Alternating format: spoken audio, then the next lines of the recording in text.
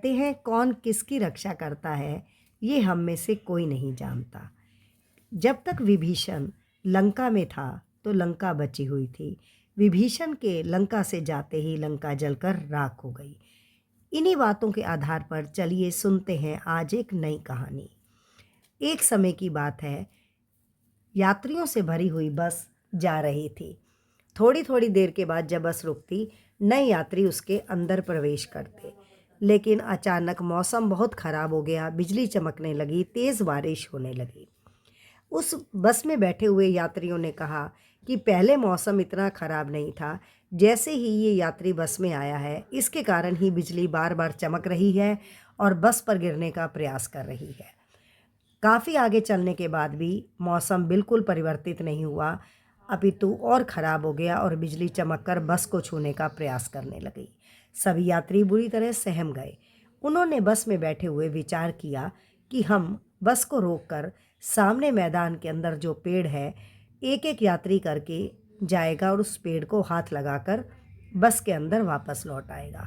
क्योंकि जब वह यात्री बस के अंदर आ जाएगा तो पता लग जाएगा कि जो यात्री बाहर पेड़ को हाथ लगाने के लिए गया है, अगर बिजली गिरनी होगी तो उस पर गिर जाएगी।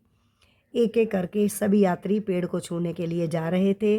बिजली बहुत तेज़ चमक रही थी और वो यात्री सुरक्षित आकर बस के अंदर बैठ जाते। अब जब सभी यात्रियों ने पेड़ को हाथ लगा दिया और एक एक करके वो सभी वापस आ गए, तो बस में अब केवल एक ही यात्री बचा था। अब सभी व्यक्ति जो थे बस में बैठे हुए बहुत प्रसन्न नज़र आ रहे थे, क्योंकि उन्हें लगा कि हम में से किसी को बिजली छू नहीं पाई। अब जब यह पेड़ को हाथ लगाने के लिए जाएगा तो इसका मतलब इसी के कारण ही बिजली हम पर गिरने का प्रयास कर रही है।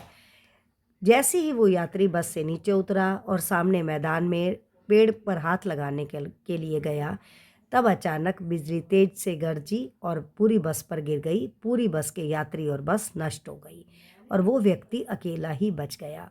ये सब ईश्वर की लीला है, जो हम नहीं जानते कि कौन किसके कारण बचता है, क्योंकि ईश्वर तो हम सब के लिए अच्छा ही करता है, लेकिन हम उसकी योजना को ध्यान में न रखकर अपनी योजनाओं को सर्वश्रेष्ठ बनकर अधिक बुद्धिमान करने का प्रयास करते हैं और अंत में हम हमेशा असफल रहते हैं। इसलिए ईश्वर पर भरोसा रखिए और उसकी कृपा दृष्टि हमेशा हर व्यक्ति पर बनी रहती है। इस पर हमें विश्वास रखना चाहिए।